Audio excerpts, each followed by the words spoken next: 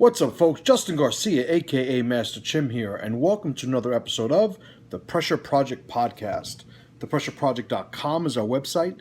Info at ThePressureProject.com is our contact email. ThePressureProjectMembers.com is our membership site. So today we have a very, very special treat for you. We have Tom Kyer, a very good friend of mine, brother of mine, a very good friend of the podcast, for certain, coming on, and he and I get on Skype, and we have probably one of our more epic conversations, certainly one of the most epic ones recorded.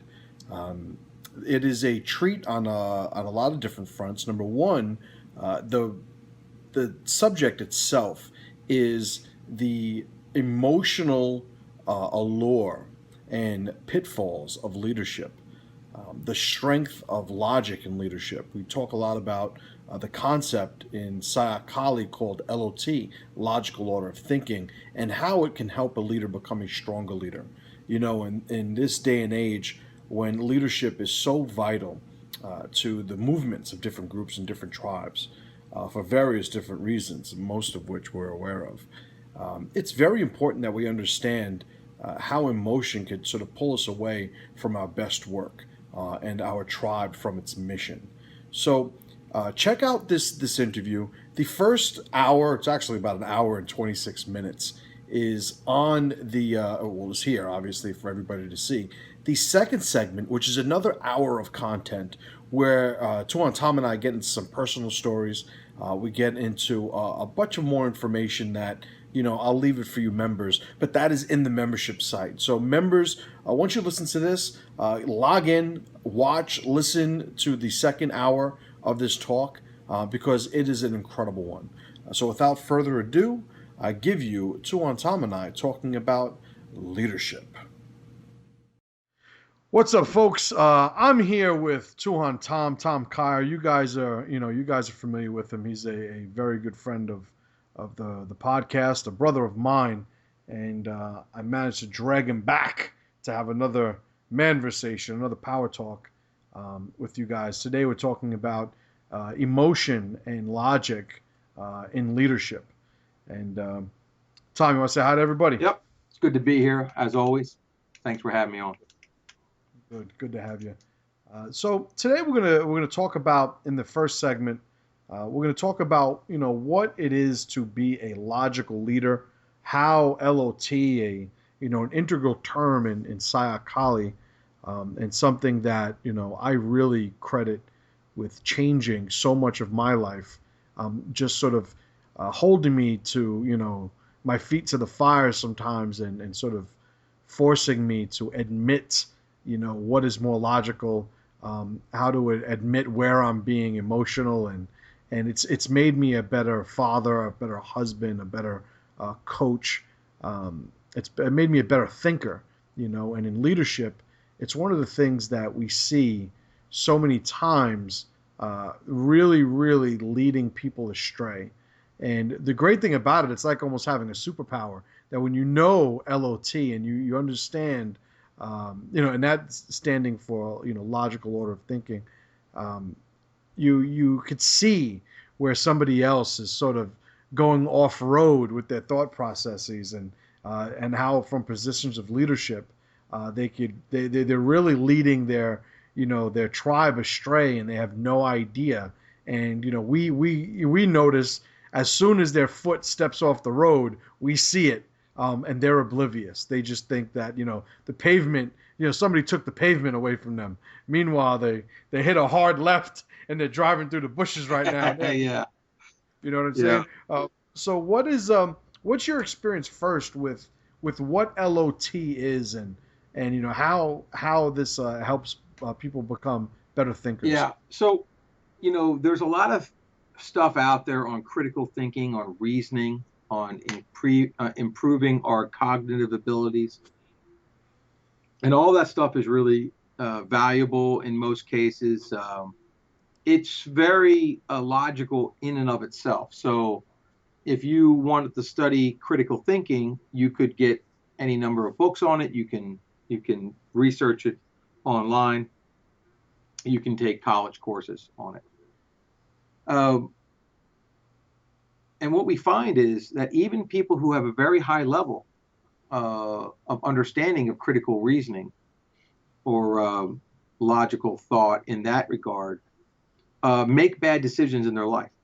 And if you were to take apart and forensically analyze those bad moments in their life, you find out that at that point they weren't using logic at all. So it wasn't some logical fallacy in programming or processing or in the formula they were using. They stopped using a formula, or Right. their formula became emotional only. So it's like um, there's very intelligent people who do dumb things all the time, and you say, "Man, I can't believe that guy did it. He's so smart." And the thing is, he's still smart. He was smart when he did it. He didn't suddenly become dumb at that moment. And in other words, his reasoning didn't stop working. He chose not to use it. He Right. chose to be emotional at that time and make his decisions emotionally. And we have to be careful. I mean, decision making by definition is logical. So he chose his actions or began to I guess decision is what we can use for it, but he's not really putting together one thing which leads to another, which leads to another, and logically begins to formulate a plan. He feels something. He reacts unconsciously to a stimulus, and that reaction is in a form, an emotional form, and that begins a chain of emotional decisions. So once we break a logical series of decisions with an emotional decision, you know, from then on it's broken. In other words, it's very hard to jump back on to a logical series. That chain has been broken, and this happens to the best of us. I mean, we all have emotions, and we all feel uh, strongly about certain topics, which is good, which is a good thing. But when something needs to be accomplished, we need to put aside our emotions and think about it logically. Not an easy thing to do.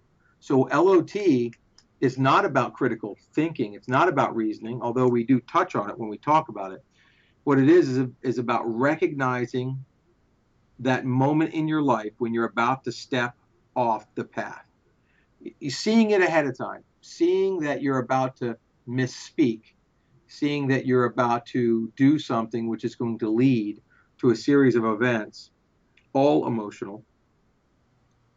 And remember that once we do it, once we start down that road, it's bad, and it's very hard to get back. And so LOT is about recognizing when we're about to do it, and recognizing it in each other, so that as a tribe we can begin to help that person out in a way where we can see they're going off the rails, um, and we can say something to them, and their knowledge of LOT is enough that when we say it to them, they recognize the situation for what it is. Obviously, they need education. We need to have education. But now, both of us being emotional people, we have enough foundation in it that if I say something, that person will recognize it and go, "Yeah, you're right." And maybe even give up the reins, maybe even delegate. Maybe this is not for me right now. I am normally the person making decisions, uh, but I can see that I'm very emotional about this. I don't see a clear path logically because of emotional kind of clouding, and Right. I delegate to someone else who's not that way. And often our advice that we give to other people is better than the advice we take from ourselves because of that, right? Because we're not caught up in the moment. And So LOT is about really looking at these things, recognizing them, having mechanisms, formulas for catching ourselves before we misstep, misspeak, misact, and then but also having kind of an inner tribe language where we can talk about it with other people, and even in their emotional state, we can kind of shock them out of it and go, hey, you understand you're making emotional decisions here. You need to step back because this only ends like one of two ways. Both are horrible, you know.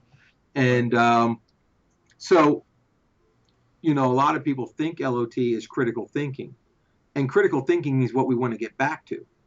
LOT is a process of getting back to it, of of Right. of not Getting back on the getting road. back on the right road. Yeah, and so that's what it is. And we see it, of course, because we study it, and it becomes such part of our culture.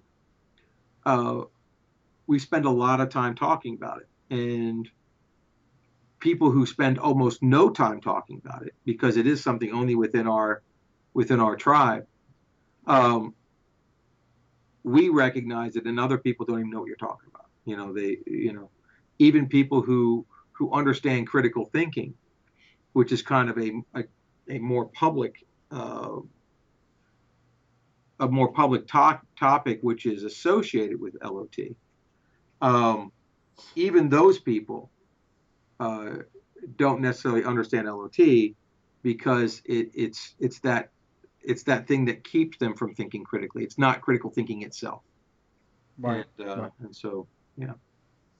So, uh, one of the things that I'm obviously known for, and certainly a huge component of a lot of the content that I put out there, and my conversations, just in general, is the loyalty matrix, and how it is the blueprint for identity, and when applied to a tribe, um, it you really start to see how important the knowing the identity is, because the identity, if critical thinking is the road, identity is the direction. Mm-hmm. It is Absolutely. where this road is leading to. Yes. It's the mission, so to speak, and understanding that first and foremost is so important. And in a tribe, when and one of the great things about SOC, certainly about STG, is we're surrounded uh, with people who will give us feedback that'll remind us when we are straying. Now, this happens to me like a lot less, these days than it did back in the day, but it's part of the Yeah. process. And Happens to me you know, too. Yeah.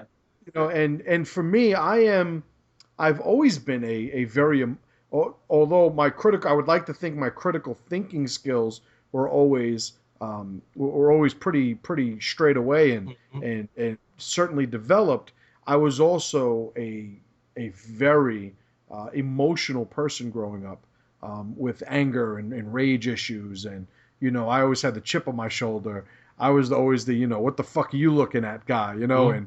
and that has really shielded me a lot of times from actually understanding when I was getting off the road of the mission. And what my experience has told me is when you have people around you, which is why I'm such a proponent for tribe. When you have people around you, you have this perspective that you at your worst may not be capable of acquiring. It's sort of like I can't see where I'm going wrong from my current focal point. Yeah. And that's one of the things that people don't understand. Would you agree? Yes, absolutely.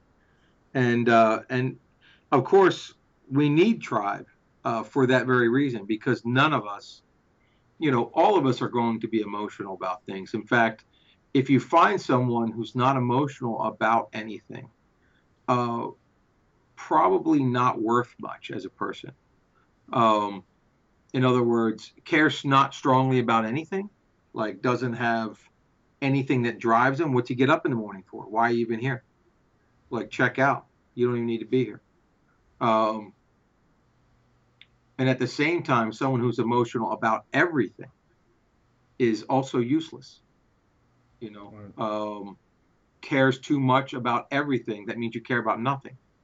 But Right. there's going to be things that we feel strongly about, and it will be difficult for us to stay on the path without having someone who also shares an understanding of our emotion or our mission, the passion that we have for one thing or another, but at the same time is disconnected enough that they are not also under the same passion, the Right. spell of that passion. Right. And also, we temper ourselves. You know, we learn to be to inside feel very strongly about something, but temper uh, our decision making and our even our external expression of the passion, because one thing leads to another. You can kind of get yourself worked up, um, and then not think clearly. But it's we need tribe because of we're going to need people who can help us stay on the path, really. Right. It's really proven to be probably one of the most powerful aspects of my life. There for a long time. It's funny. I just shared a video just today of me when I was much younger, and the school, the jungle gym, was at a much earlier stage of its development. And one of the things that I get with this video, and it was like a short documentary that one of my students had made. She was like in school or anything. This was like one of her projects, and I agreed to do it. I'm glad that she did though, because I have that little snapshot in time.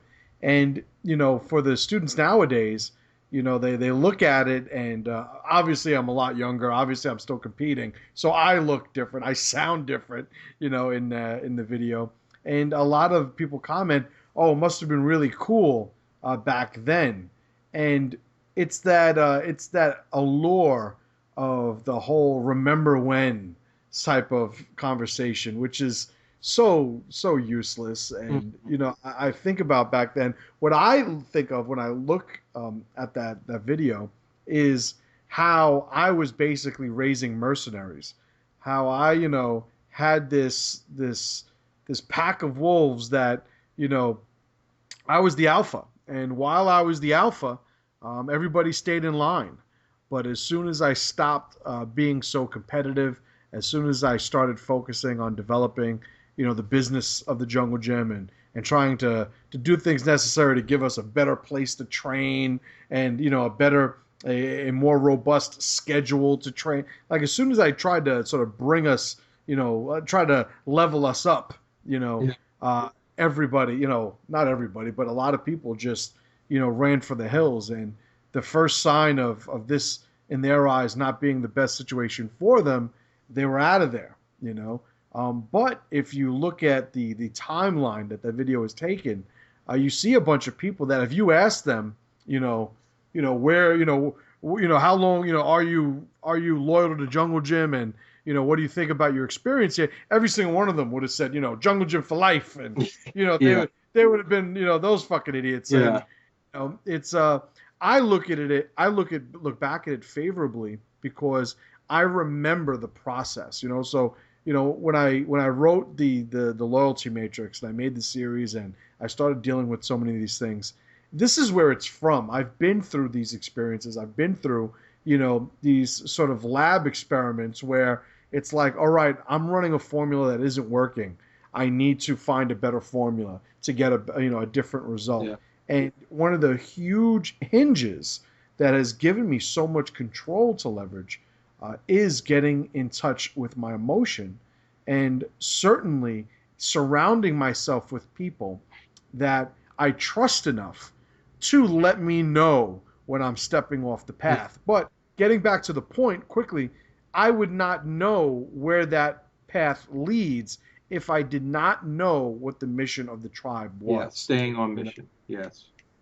And how many leaders out there are unclear within themselves? Well, they're unclear to the people who are in their tribe what the mission is, and maybe to themselves. They may be hiding it from their emotions, can hide the mission from themselves. They have a vague idea through the cloud of their emotion, kind of what direction the mission is in.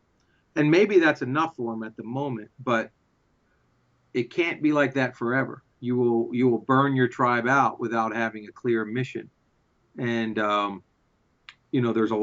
you see a lot of leaders out there who are, I believe, unclear with what they want to do. And you can see it in all kinds of different tribes.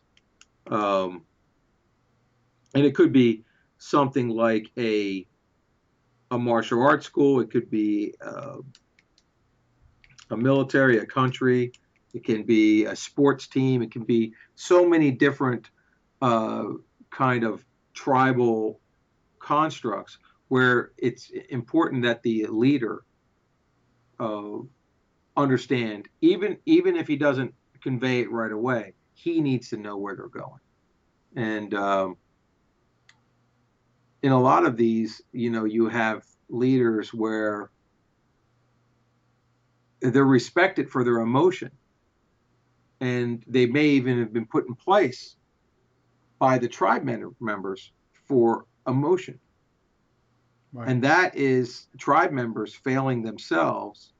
And it's kind of like the rock band that, puts their,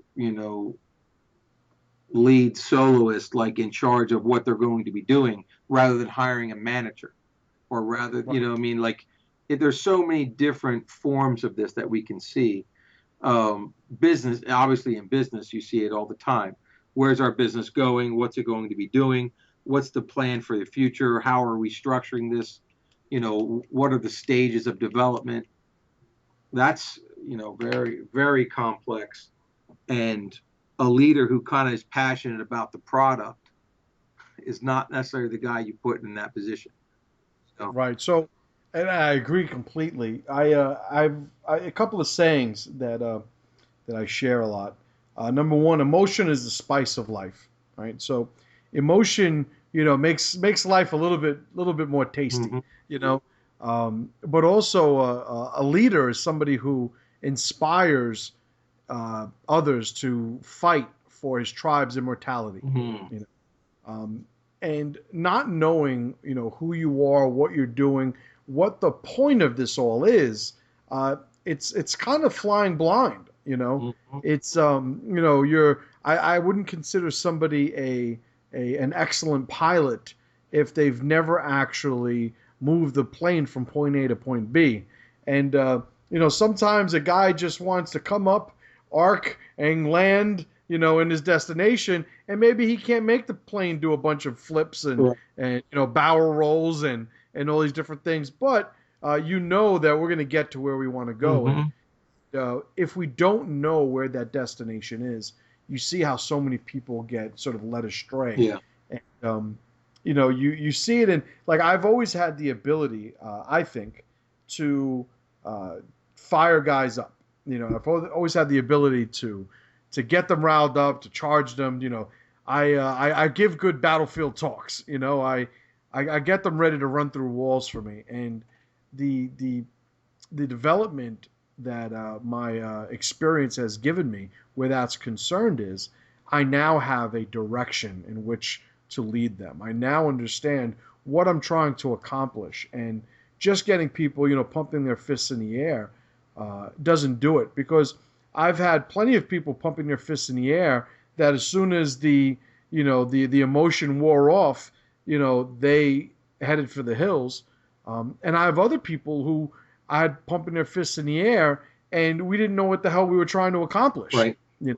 And both of them just as useless, by the way, because once your tribe's done, we are talking about leadership here. That's kind of game over. Yeah. Yeah. Yeah. And the leader if he can convey to the members of the tribe what the mission is. And it doesn't have to be necessarily the final mission. It can be the first goal. Uh, but but we need to have a goal. If it's a short-term goal, fine. But the leader needs to be able to convey what the first goal is and how we're going to get there.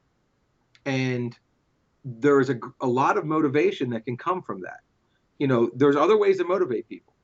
Um, but as far as effective motivation, if everyone knows what we're doing and everyone knows what direction we're supposed to go and what we're supposed to do to get there, you allow uh, more free thinking, more, hey, no one's around to tell this guy what to do, but he knows what direction we're going and what we're doing, so he just does what he needs to do. Right. The leader who can't do that, he needs to be there to tell everyone what to do. So it really hamstrings your tribe in a lot of ways. And so I think it's great to be able to motivate and give short term goals and the way we're going to get there. Um, Not all leaders do that because they don't even know. Right. Um, like their goal might have been form a tribe. Okay, well you got one now. Now what they're going to do is they don't really know where to go, so their next goal is, all right, keep the tribe together. So however you do that, Right. but it's all fake. It's all like running in circles because secretly that leader's goal was to form a tribe, and now his goal is keep the tribe from unforming. That's it. Right. Right. Well, that's driving your car around the block and not having anywhere to go, and you're just using gas. Pretty soon you run out of gas, Right. and so if you actually really have to go somewhere, you got no gas left. Right. So I see that in people, and once again, emotional leaders, they can form the tribe just on their emotion, and they secretly, without even knowing it themselves, their personal goal is, okay, keep the tribe together. What they should do is find a mission to do that. Right. And that requires a lot more understanding of the world. One of the most powerful things I have ever seen is the loyalty matrix for understanding identity and all of the aspects of the loyalty matrix, but building identity, maintaining it. And that is one of the single most important things that I would teach to my tribe so that you can see pitfalls. You can understand when you are destroying the identity of the tribe accidentally. You can see when someone is accidentally doing that or not taking the opportunity to build identity. You'll be able to recognize, well, here would be a great opportunity to build the identity of the tribe. But if you're not knowledgeable about it, you will never recognize the opportunity. Um, there are leaders of countries that need to study the loyalty matrix. There are most people in society now, when you look at the things that are failing small tribes and large tribes, it's not a clear understanding of how to maintain their identity and therefore maintain the tribe.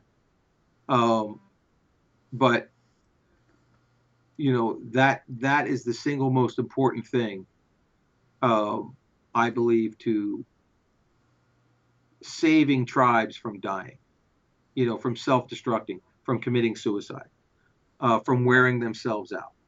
Uh, I, yeah, if I can, obviously I appreciate the vote of support. The thing is that I think a lot of people don't realize, especially in positions of leadership, um, if you are running a tribe and embedded in your mission is never losing a member of your tribe, you're fucking up, Yeah. because it doesn't take much. It doesn't take much, and one of the things that I've found in my experience is when you're dealing with all these different individuals who have come together because of a mission. So there was some sort of light in the dark that they all these people gravitated towards. But as you start to sort of lead the dynamic between all these individuals, um, there needs to be a standard. There needs to be an expectation, an obligation on the individual's part Yeah. to basically do their share, to pull their weight. And a mistake that I see in emotional type leadership is as leaders, we can't accept that this guy's timeline has come to an end, Right. and it's time for him to go, and for the betterment of the tribe, for the betterment of the tribe's ability to pursue its mission. And would you say that that's something you've seen? Absolutely. The shelf life. Pamanatuan Chris Sayok, who's the head of the Sayok tribe, talks about. Everyone has a shelf life. Um, by the way, he is a leader of a tribe, which we are both part of, but one of the most non-emotional or unemotional leaders. Um, every time I've been given advice from him, uh, it is remarkable, the lack of emotion involved in the thought process, and almost resetting in its lack. In other words, it resets me and gets me back to where I should be.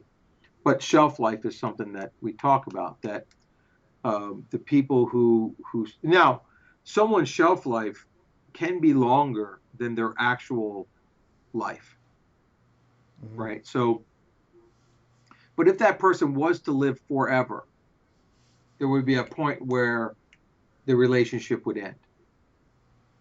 In other words, it's inevitable that people grow in different directions.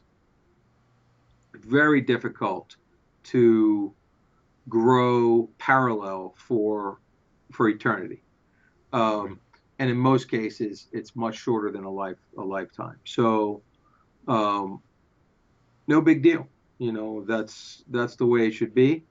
Um, and just like understanding the circle of life itself, life and death, birth and death, we need to look at the same for tribes. We need to look at the same for countries, just as we do for individuals. Most people have not accepted it on an individual level, Mm-hmm. so they're way behind the curve here. Uh, Right.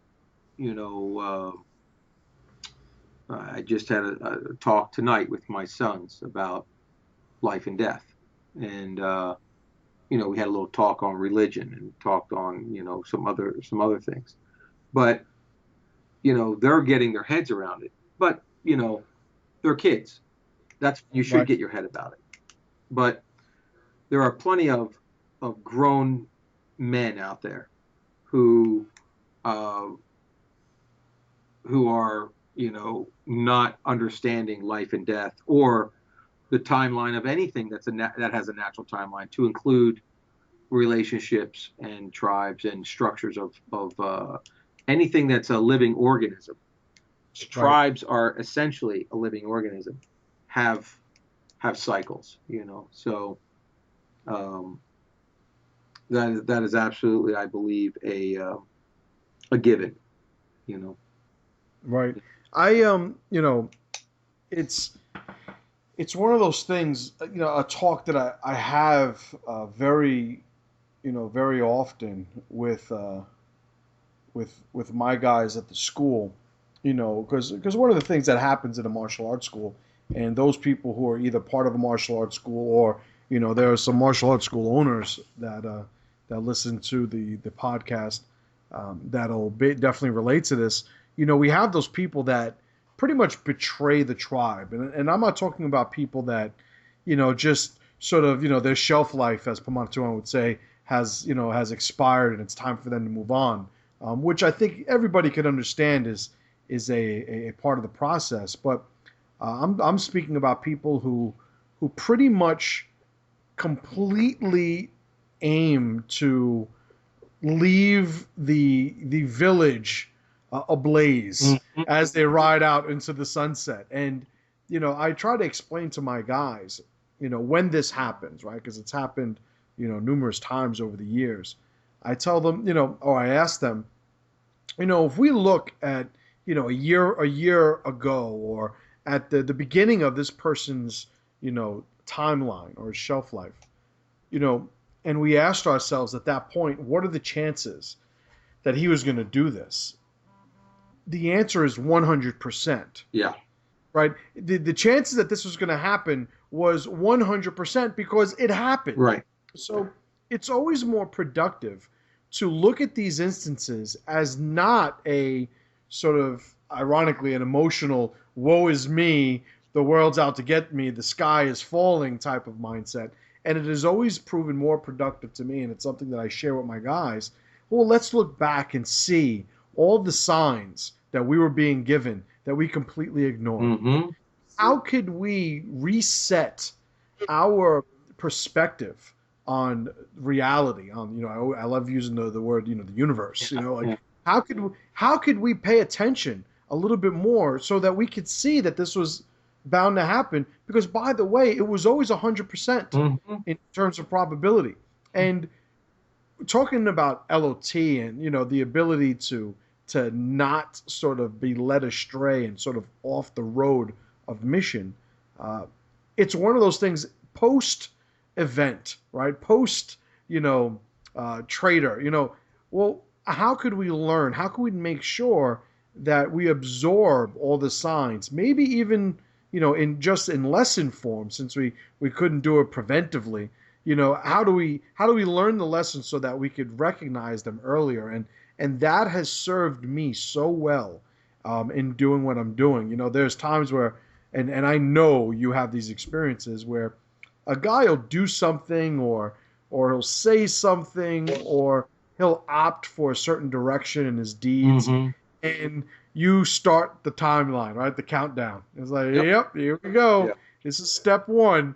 By step 10, he will be gone. And it'll be completely of his own doing. Yes. But we understand this is where he's going. Is that something that you've noticed? Would you agree with that? Disagree? What do you think? Yeah, and it requires a pretty clear LOT on your part because we call it when we're rooting for someone. I say I know what the logic tells me. I'm still rooting for this guy, but I Right. know the reality of it.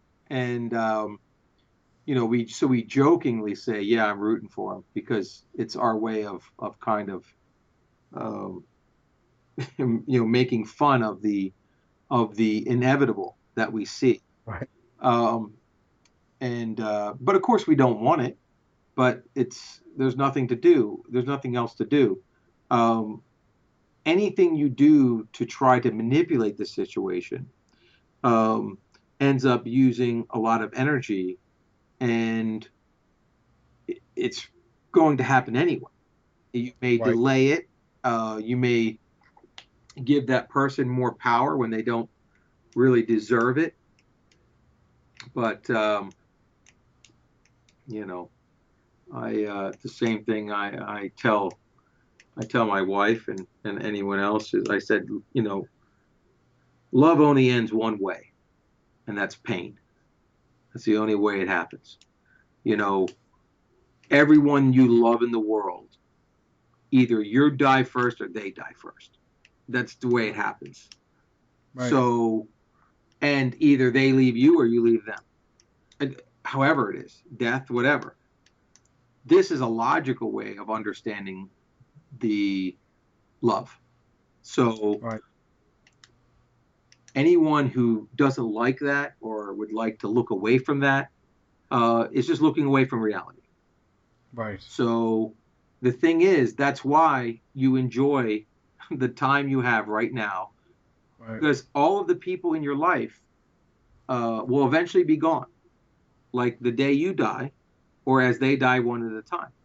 But or they leave, or their shelf life is up, and so you understand for the moment this is where we are, and we do what we have to do. We work towards our missions, and we do it together in the same tribe because we know that this too shall pass.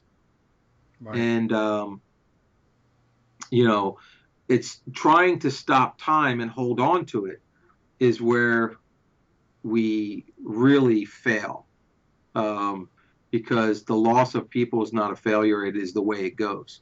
Failure is trying to stop it, just trying to halt it completely, trying to, you know, unnaturally change that. We work within the structure of reality, and that's what we're doing. So, yes, I absolutely. It's a long way of saying yes. I absolutely agree with what you're saying there. Uh, Right. No, absolutely. And it's when something happens, I see, obviously I'm a martial arts school owner. I have a business consulting group. I do business coaching. Starting to get into a sort of mentorship role with certain individuals. So I have, men telling me this is what's going on. Where am I fucking up? And, me looking at these guys' lives, uh, one of the things that is a common theme amongst them is something happens to them and they still like have this mindset. It's a very emotional reaction of I can't believe she did this to me, I can't believe he did this to me. And and the my reaction is always, well, of course they did. yeah, Can you believe he did it? Of course he did that. And well, what do you mean? What do you mean? Of course he did it. Well, he did it, right? Yes, which means the probability of him doing that, in hindsight, was always 100%, right. right? So there is no, let me complain about tomorrow with the gripes of yesterday. Like this whole, this where we are in the timeline, where the obstacles are, saying, complaining about an obstacle that you just passed is never going to be productive. It's never going to be fruitful. Right. And when you have a somebody, especially in a leadership position, who is so sort of addicted to getting back to the point where he's comfortable, a lot of times that'll be the decision he makes right up until and including the decision of how to see something, Mm-hmm. the division of how to assess a Yeah. scenario. They want to find that comfort zone. They want to get away from the pressure. So maybe it's, well, fuck him. He's an asshole. That's why he did it. And I remember seeing a meme, you may remember this from a couple of weeks ago with the whole loyalty and tribe, and like the whole notion of a leader having to work to actually maintain the loyalty of his followers, and how that's something that people they misinterpret, and they think like there's some sort of like indentured servitude, on behalf of members of the tribe, like No. you if whenever you leave me, you're going to be a traitor. Like that is not the way any of this No. works. If there is a mission, there needs to be congruence with the mission, Yep. and everybody's role in that needs to be assessed as a living, moving, changing thing. That's right. And part of leadership is sometimes steering, this fleet of ships that you have of tribe, steering a couple that are veering off back to the tribe, and that requires effort. Yes. It's not, well, you guys see where the fuck my boat's going. If you're not following my boat, you're a fucking traitor. Right. That's not productive. Right. And loyalty is a multi-way street. It's not just two ways, right? So, because we have loyalty to the tribe, we have the tribe's loyalty to the leader, we have individuals that have loyalty to each other within there. Now, as much congruency as we can get is when our tribe is strong. There are people who emotionally feel that someone's being disloyal to them, but if you look at their actions, uh, they're not necessarily being disloyal to them. They're and they also have uh, it's interesting because people have a very uh, sometimes Hollywood version of loyalty, of what they think of themselves, of how they believe it works. Um, you know, I remember looking at a guy once. So I was loading my mags. I was shooting somewhere at a public range, talking to a guy I knew there, and I was loading my mags with gloves on, which I always load my mags with gloves, and because I don't put any fingerprints on my rounds. And he said, "Why are you doing that?" I said, "I don't want any fingerprints on my rounds." He's like, uh, "What for?" I said, "I just don't need that. There's no reason to have it." He said, "Well, I don't care. I'll load your mags. I don't care if my fingerprints are on there." I said, "I don't want your fingerprints on my rounds either." He said, "Why? You don't trust me?" I'm like, "I trust you as much as I trust you." Like, do I think I'm the most important person in the world to you? No. So if someone says, "Hey, we're going to take away the most important person in the world to you if you don't tell me whose round this is," I'm pretty sure I'm going to get I'm going to get ratted out. Right. Because you have loyalty to other people, whether or not there's multiple loyalties here, and I don't expect the loyalty to me to be trumped by all of them. I wouldn't expect that. But how many times have guys said, "Yo, you could trust me, I'll never talk, I'll never rat you out"? Bullshit. Right. In fact, you're an asshole if you wouldn't. You have kids, right? You have a wife, right? Okay. Well, you have loyalty to them? I don't think you should have loyalty more to me than you do to your child. Right. You know what I mean? If I'm coming to kill your kid, are you not going to kill me? So who you loyal to? So the thing is, all the people who talk about loyalty, like everyone they talk to, they're the most loyal person to them. It's Right. total bullshit. Um, we need to, and that's emotional. That's an emotional kind of allegiance. It's completely storybook. It's not. That's not the way it works. Um, all the people that I'm the most loyal to, I would die for those people because I know that all the people that uh, I care about and need to be maintained, those are the people who will watch out for my kids after I'm dead. So would I die for those people? Yeah, I would, because I know they're part of the tribe. But this, you're going to be loyal to everyone the same. You're going to be loyal to everyone forever. Uh, Unrealistic and not even it's not even good. It's a Right. bad thing. Um, and that's really part of what I mean when they need to be understanding um, the loyalty matrix. And when someone makes an oath or takes an oath to someone for loyalty, are they loyal to the tribe? Are they loyal to a human being, a man? Are they loyal to the idea of the tribe? In other words, the mission. What if the tribe is going off mission, Right. and you made an oath of loyalty to the tribe, and now the tribe's decided to do something else? Are you still bound to that? Right. It depends on what you took the oath to. If you took an oath to a man who's the chief of the tribe, and he dies, and his son now becomes the chief, are you do you need to restate the oath? I think you do. if that's who you took the oath of loyalty to. Uh, do you take the oath to the tribe, which means to all the members collectively? In which case, a leader is found embezzling money or doing something. I'm not loyal to that guy. I'm loyal to all these tribe members, and he is hurting them. So, can I kill him? Can I, all that kind of stuff.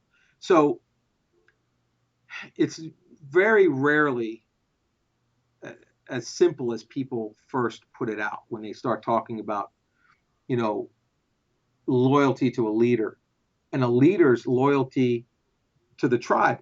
A leader could be loyal to the mission of the tribe. And if the tribe wants to do something different, the leader may say, that's not what we started all this for. Right? So it goes both ways. And it's complex. It's not just a simple thing. And that's why we spend so much time talking about it. If it was simple, we'd be done with it in 5 minutes. Right. But it is work.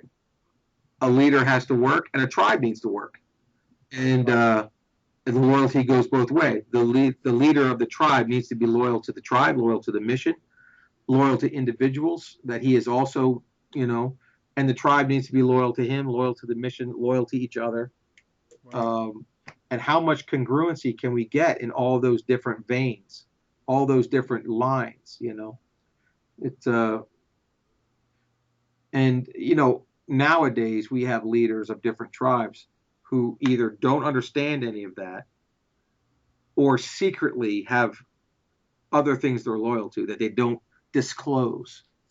Right. And they're the leaders that should probably be strung up somewhere from a tree.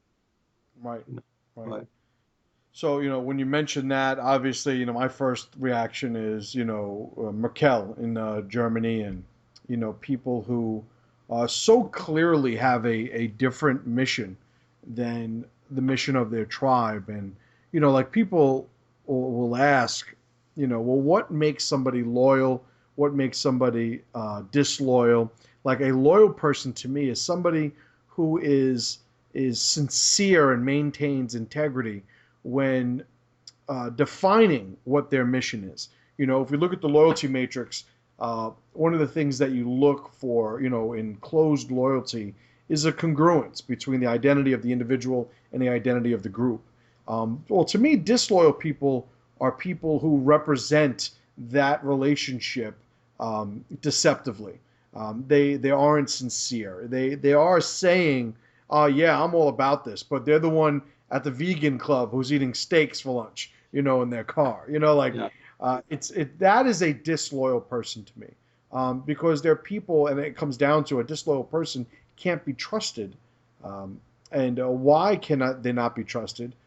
Because none of the signs that they're giving you are signs that are necessarily true. You're not getting accurate information from their communication. Right. That's why it can't be trusted. Just like trying to walk down the block with glasses on that you could barely see out of. It's like those glasses can't be trusted. Yep. Because where you're going is misrepresented by what these little pinholes in the glasses are actually allowing you to see. That's right.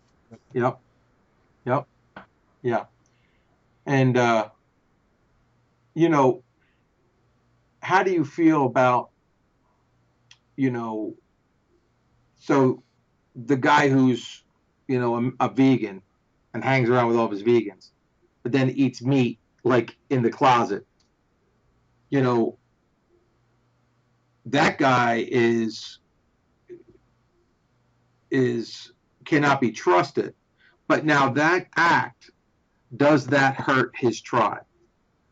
Directly, that act doesn't really affect his tribe, but it's a representation of his dishonesty. Right. So now he's incongruent, dishonest, and where does that stop? Where is the line of that? I remember. I don't know if you remember this. It used to be on TV. They used to have those public service announcements, and like those little commercials. It was usually like the Mormons made these commercials. At the end, it would say, brought to you by the Church of Latter-day Yeah, yeah, Saints. yeah, I had no idea who the fuck that yeah. was. But it was about lying. And it was like a song, and it said, "When you tell one lie, it leads to another. When you tell," and then there was this whole thing, and this whole basically the 30-second public service announcement that just designed for you and put in front of you how a web of lies is created, Yeah. and how fragile your reality is when you're trying to maintain that web. And I think that is the hurdle of the person who is disloyal, the hurdle of the person who is misrepresenting themselves, because they can never truly experience the synergy of tribe, because the energy and the direction of the tribe that they're a part of is not congruent with their identity. Right. And without that congruence, you do not have that synergy. Mm-hmm. Right? You are merely a role player.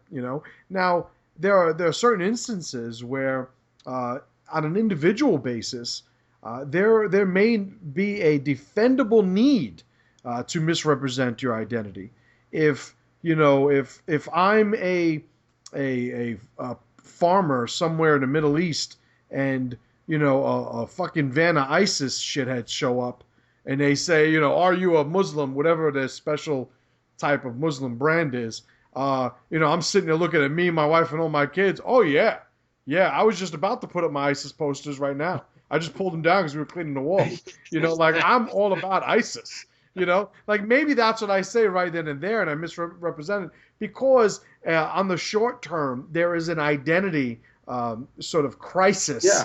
That I need to navigate. Yep. So Yep. there are certainly circumstances where misrepresenting could be defended. Well, and also, I mean, also, like, I don't know how you feel about this, but to me, lying to someone outside the tribe is not a problem.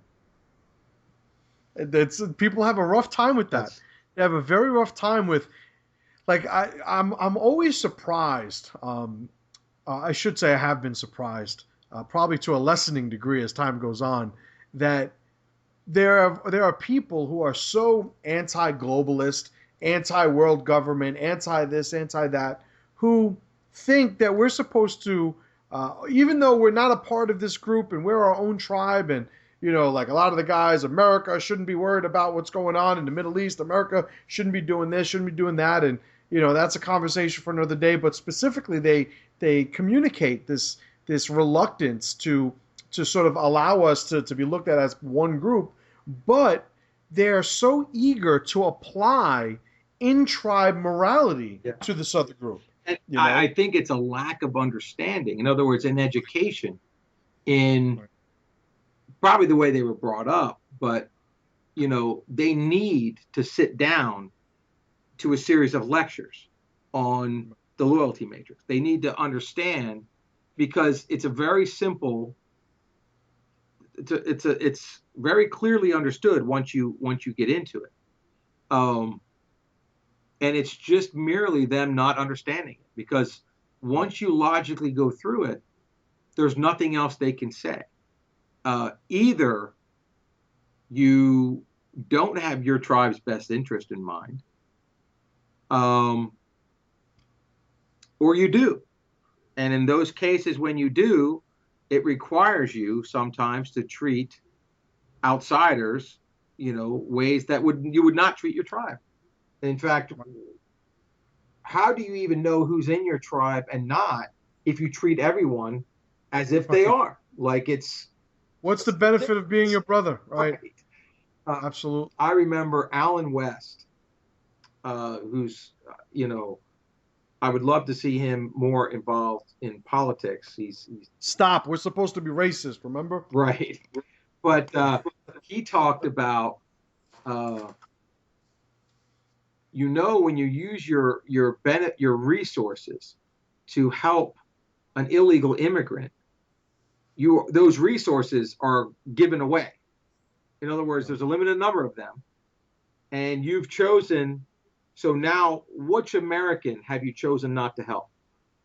Who are they? What if we actually had them sitting here? Americans here, illegal aliens here, and now you have to take something from this American kid and give it to this illegal alien kid. Right. Like, then it would be a little bit more like, we all see your disloyalty. We all see, Right. we know what you're doing. But It's dumbed down enough that you could understand it yeah, now. and that is Yeah. actually what's happening. Like, when Right. you give the, so he was saying it's not because he has anything against those illegal aliens. It's because he has something for Americans. Right. Not hard to understand. Right. But if your feelings come involved, if you're emotional, and they show you some little kid with flies crawling across his eyes, with a little bloated belly, and you're like, oh, we we better go help them. And it's like, there's kids all over America who need Right. help. Right. But emotion is how they do it. Hmm. And, I'll give you a parallel situation quickly. yeah. Um, it's one of the things that I've explained ad nauseum over the years when it comes to my students training at other schools. You know, oh, like one of the biggest criticisms I get from people who have moved on is, Master Chim, he wouldn't let us train at other schools. Like, first of all, you're a grown fucking man. Like, you can do whatever the fuck you want. So let's like relax. If I tell you you shouldn't do this and it renders you powerless, well, you're a fucking cunt. Right. Like, I don't know what to tell Right. you. Like, I'm not telling you. I don't have your car keys. You're not chained to my fucking radiator, right? But I try to make the point. I'm not telling you where to go, where not to go. Everybody's going to do what they're going to do. Mm-hmm. Like in the fleet of ships, I'm never taking control of your wheel, you know. Um, but when you look at them training at other places, one of the things they don't get is every day, every minute that you're on that mat, one of your brothers is on our mat without you to train Mm-hmm. with them. So every bit of By the way, energy, you're not training with one of your brothers over there. You're right? making one of their guys better, because that's Right, what we do when we train. We right. train, we make each other better. Right. It's the omission of the investment where my criticism lies. It's the omission. You are removing the opportunity to make your brother better when you are at another school. By the way, you are also making somebody who is not your brother better. So it is at both ends. But people, they fail to see, similar to the Alan West, framing of that Mm-hmm. scenario, they fail to see how these actions affect in tribe, resources and in tribe Right. dynamics. And if you have a bunch of people who are weaker, hey, by all means, go out and train with a bunch of people. In other words, Right. if your system is not good, if your guys are not good, go out there, get some good material, bring it back. Like, I don't tell any SIOC guys to go train with anyone else, because if you're going to do knife work, there's no one you can go to and you don't make them better if you're a SIOC Right. guy. So now, if you have some bullshit knife system that is not well thought out, then go out and train with as many people as you can, because you'll be better and you'll bring that information back. So anytime you are the stronger, you don't give information out. It's of no benefit for us to go train with them. It is only a benefit for them. So that's not how it works.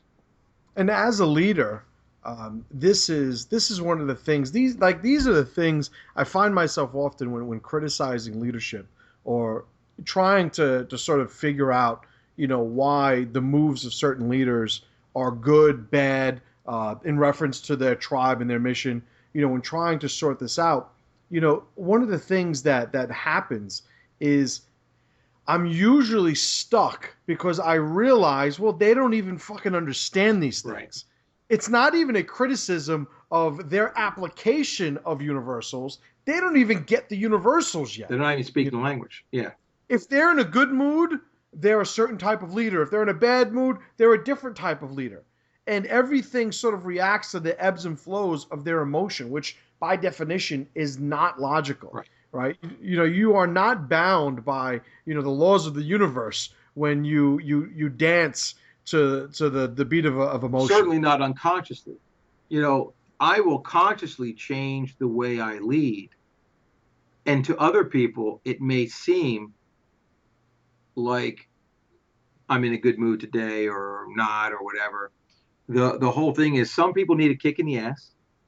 Some people need an arm around the shoulder and say, "Hey, what's going on?" I recognize which is needed, and I logically make a change in my demeanor so that I can better communicate with those people. But it is all done consciously. It's all done logically. There's no like, it's not random and it's not driven by emotion. It's driven by what I think is going to be the best leadership method. Am I a mentor? Am I a coach? Am I a manager? Am I, a dictator? And I put on whatever leader hat because there's a lot of different ways to lead people. Right. And I have my default methods, but everything has to be done logically. None of it is Right. random. None of it is based on my mood. There's times when I'm not in a good mood, but I have to, that's not what everyone needs right now. Everyone doesn't need me in a bad mood. They need Right. me maybe the opposite of that because everyone's in a bad mood. Right. Like, hey, we're, you know, 2 weeks into a shitty kind of situation. Everyone's tired, everyone's hungry, everyone's doing whatever. That they don't need me acting like they feel. Right. So as a leader, I'm going to consciously change, but got to be conscious. It can't just be my own whatever. Right. And also and always sort of anchored to the mission. Yes, Right. that's exactly right. The mission drives us, or should. And do Right. we know what the mission is? And you know, are we upfront with what the mission is with the people who are leaders who are under you? You know, uh, at some point, not everyone's going to know the mission, but usually it's not going to be just you. Like you're in a pretty small boat if you're the only one who knows where we're going. Right. Um, and so you have to. And now, how many people don't know themselves? They can't tell their capos what they're doing. They can't, you know what I Right. mean? So, uh, we see that quite a bit. The indicators of it are there's very few talks about specifically where we're going. Right. Explanations of questions, there's rarely any of that. The rituals that we use are mysterious, are magical. Uh, in other words, there's logical, very understandable rituals. It's staff meetings. It's all kinds of things like that. When you start, howling at the moon and fucking, smearing yourself with chicken blood, you might be an emotional leader at that point. Right. Um, and so, can we explain to the people who are in our tribe where we're going and how we're going to get there? And when you look at leaders of countries, and you mentioned Merkel, but we could look at our own leader, Obama, or any one of these kind of shiftless fucking leaders who can't be trusted. Uh, they they have obvious lies about what they're doing. Now, how deep is that? Like, how far up the chain? Who are they? Are they lying to their generals? Are they lying to their cabinet members? Like, how deep? Are they only? You know, it, are they lying only to the two people? Like they're telling the truth only to the two people who are their closest advisors. Right. When you start to look at those types of leaders, like, why open your borders? Why does Merkel do that? You know, um, is she looking to inflate the population for some reason? I look at the liberals here who are opening the southern border to let in more Democrats, and to me, it's very obvious that that's what they're doing. They never say that, of course. So their mission is apparent, but never admitted. Right. And so there's a certain, as you were talking about earlier, uh, dishonesty that is evident in a leader. And at what point do you go, hey, you know, why don't you just say what you're doing? You know, or is it all bread and circus? Like just keep everyone entertained and keep everyone fed, and you know, I don't have to explain my mission. And Right. because if I do, there's a huge portion of our tribe that will be like, fuck that. You know, Right. that's not the mission I signed up for. When I you find out that your liberals are on a mission to destroy your conservatives within your tribe. So now Right. you have people in the tribe who their mission now is to kill off another part of their own tribe. Right. All right. Well, that now we know what we need to do. Right. So Right. there's a that's where the mission is not explained, or it is explained differently than it really is, and it's evident that it's not. So that's definitely something that needs to be understood by people. Once again, goes back to the loyalty matrix. Goes back to understanding identity and how we control it. How we Right. maintain it. All right. So what we're going to do is that's I think a great bookend to the first segment of the talk. In the second segment, which is going to be on the member site, if you're a member of the pressureprojectmembers.com, you can go and check out the second part of this talk. But what I would like to get into in the second part is some common obstacles that we see leaders not only face but get tripped up on, including some that I myself admittedly got wrong, and sort of had to sort of weather the storm that was created by me getting it wrong, and then what in turn I had to do to turn that around. Maybe you have similar experiences. So for those of you that are not members, I do appreciate you spending time with us listening to this talk. But members, go to the membership site and check out the second segment of this. We're going to be tackling some pretty heavy stuff. Now we're really going to be getting into it. And I'm back. Thank you, everybody, for listening to this first segment of this two-part interview. As promised, Tuan Tom and I, when we get together, we have some great talks. Not to be lost is the fact that he and I are very good friends. We consider each other family, and we also have a very high level of trust for one another. I trust him to correct me. He trusts me to correct him when we are sort of suffering from all the things that we spoke about. I'm hoping that everybody is in tune with some of the things we've discussed. But one of the things I spoke to him sort of after the talk was, if one half of the people listening only get one half of the content, we've certainly made the world a more powerful place. All right. I hope you enjoyed the talk. You guys know the podcast is as of now probably being released once every 2 weeks, once every 3 weeks. Please make sure you check us out on the Pressure Project Radio, which is live. White Boy Pat and I are live every single Wednesday on Blog Talk Radio. You can just look up the Pressure Project, or you can go to thepressureproject.com and sign up for the email updates, and we will actually email you to remind you to watch us on our live show. We have call-ins. Sometimes good guys call in, sometimes bad guys call in, sometimes guys that don't know whether they're good or bad call in. But it always makes for a great conversation, and we certainly enjoy doing it. So with that, remember, thepressureproject.com is our website. Info@thepressureproject.com is our contact email, and thepressureprojectmembers.com is our membership site.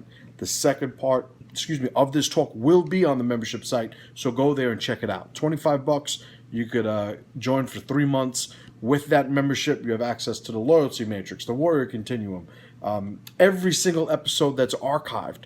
A lot of part twos to special episodes we've had in the past. Certainly worth it. Probably tenfold.